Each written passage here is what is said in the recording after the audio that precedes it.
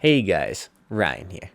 So I know a lot of people really enjoy Modern Warfare weapons and they have them leveled up, so I wanted to make this video to help people know which ones are still worth using. The way this video is going to work is I'm going to be breaking it down into 3 different sections, so I do hope you stick around for all of those. If you enjoy this video, you don't have to like, you don't have to subscribe. I just want to say thank you for watching this video, and let's get into it. So the first section I'm going to cover is going to be the long range ARs. At number 1, we're going to have the Grau, number 2, the M4A1, then the PKM, and then finishing this list, we're going to have the RAM7 and AMAX. The main 2 that I would highly recommend are going to be the Grau and the M4A1. And I find that each kind of have their own strengths and are better for different maps. I prefer the Grau in long range combat because of the low recoil, and I prefer that on Caldera. The M4A1 on the other hand has better damage in the mid-range, so that's where I kind of more prefer it on Rebirth. Now I'm going to put the attachments in the background, and one thing with the Grau is I use it with iron sights, so you can change out the VLK sight for fully loaded if you prefer on your class. The builds are very similar for both guns, and they do perform very similarly, and you should not feel worried about using the M4A1 on Caldera or using the Grau on Rebirth.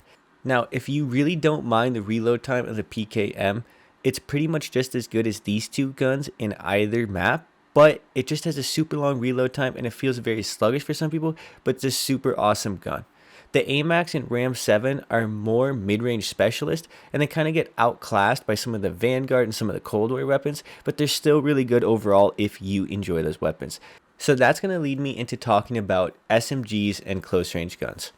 So at number 1, I'm going to have the Mp5, number 2, the VAL, number 3, the Mp7, then the Fennec, and then the CX9. So while the Mp5 is not as good as it once was, it is still more than viable enough, and if you are someone who's just a casual player, just a normal player, it is more than good enough to use pretty much all the time.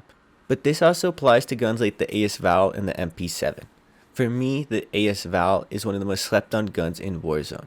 If you know how to use the 30 round mag, and if you have good positioning, you have outright one of the fastest killing guns between 0 and 15 meters. I mean it. If you were to go to truegamedata.com and look up the stats and compare it to almost any other gun, the VAL is going to kill quicker. It's essentially like using a shotgun that's just in SMG form, and you have to be very weary of the way the 30 round mag works. But if you're someone who has really good positioning and you're a more conservative player that allows people to push into you, you're going to dominate with this gun. I'm telling you, just look up the stats, try this gun out, and you're going to find yourself frying with this thing. As for the Fennec performs very similarly to the VAL, but it's unfortunately kind of a worse version. It's 100% still worth using, and I'm not saying you shouldn't use it, but I'm just saying it's not as good as the VAL if you really look at it in a vacuum, and they just have very similar playstyles, and you really want to use them in very similar ways. And as for the CX9, it's very comparable to the Mp7, but both the Mp7 and the CX9 are way better as sniper supports, and that's what I'm going to talk about next in the sniper section. So just to wrap up, the main 2 guns I'm going to recommend are going to be the Mp5 and the VAL. That doesn't mean that the Mp7 and the CX9 and Fennec aren't worth using. It's just that I think they're better versions of those guns, and I just think the CX9 and Mp7 are better suited as sniper supports. So having said that, let's move on to sniper supports. At number 1, we're going to have the Mp7, number 2, the CX9, and number 3, the RAM7. The Mp7 is outright one of my favorite guns, I would say, as a sniper support in maybe the entire games. I think every time I just kind of forget about this thing. When I think about using it, it kind of just slips my mind, but then I use it and I love it. The way that the gun feels, the mobility, the hip fire, the general damage, the low recoil, it just pretty much has it all. And I feel very similar to the CX9, but the main benefit of the CX9 is it has a little more damage, but you trade that off for a little less mobility. So the CX9 comes with a little more damage but less mobility, and I think that's kind of the main way you should decide on which one to use between the two. Of course, if you don't have the CX9 leveled up, it's not important, but if you do have both leveled up, I would say if you're a more conservative player, go with the CX9, but if you're someone who's a little more aggressive, you like to play in people's faces, you rely on movement, I would go with the Mp7. Now, if you notice the list, I did put the RAM7 on there, and that's a sniper support more built for the mid-range. I do really enjoy it as a sniper support, but it doesn't have good enough damage up close to really contend with a lot of other guns right now, and that's its main drawback. But in the mid-range, it's more than viable enough, and that's where I think it can really definitely be used by a lot of people. And this is going to lead me into talking about the snipers you should be using these sniper supports with. So number 1, we're going to have the Kar 98, number 2, the SPR, and at number 3, the HDR. So the Kar 98 has been one of, or if not the best sniper in all of Warzone for a long time. I've kind of preferred the Swiss for a very long time, but as of recently, the Modern Warfare Kar 98 does feel a little better, and in my eyes is probably the best sniper in the entire game. It's a super good gun, and it's remained that way pretty much since it's been in Warzone.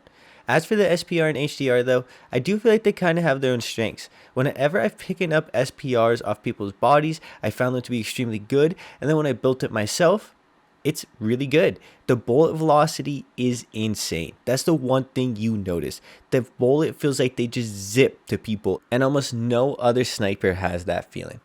The HDR is kind of similar, and it's more of a long-range specialist. It doesn't have the mobility of the SPR, and it doesn't have the mobility certainly of the Kar 98, but it's still really good to use overall. I would just mainly really recommend using the Kar 98. Of all of the guns I've talked about, the one that is the most meta, the most viable right now, is gonna be the Modern Warfare Kar 98. That gun has been one of the best guns in the entire game. It will remain being one of the best guns in the entire game until there's a massive change in snipers.